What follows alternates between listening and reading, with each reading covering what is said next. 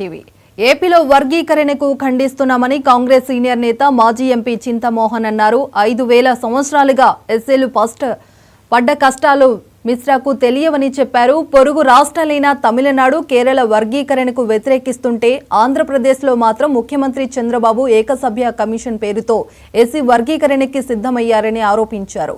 ప్రభుత్వం నిరుద్యోగ సమస్యలను పరిష్కరించాలని, అలాగే జర్నలిస్టులు, ఇళ్ల సంస్థల కోసం కనీసం 5 సెంట్ల భూమి ఇవ్వాలని కోరారు.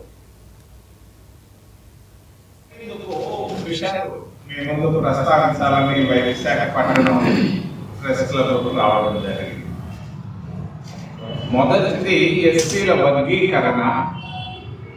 దీన్ని నేను ఖండిస్తున్నాను. ఎస్సీల వర్గీకరణను ఆంధ్రప్రదేశ్ ప్రభుత్వం చేస్తున్నటువంటి చర్యలను నేను ఖండిస్తున్నాను. తొందరపాటు చర్య పక్కనే ఛాలెంజ్ చేయటం లేదు. ఎందుకు?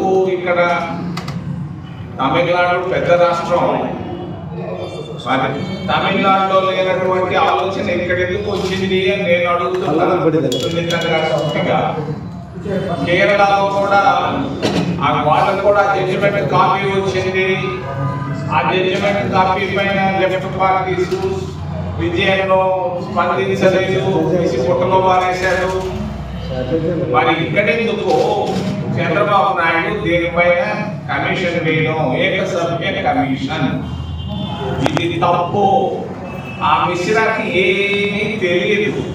87లో ఒక ఆఫీసర్, ఆయన IAS చదువుకొని ప్యాస్ అయ్యి వచ్చాడు ఇక్కడికి.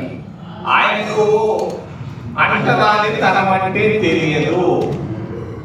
5,000 సంవత్సరాలుగా ఎస్సీలు పడ్డ కష్టాలు, నష్టాలు, వాటి గురించి పూర్తిగా ఆయనకి ఏమీ తెలియదు.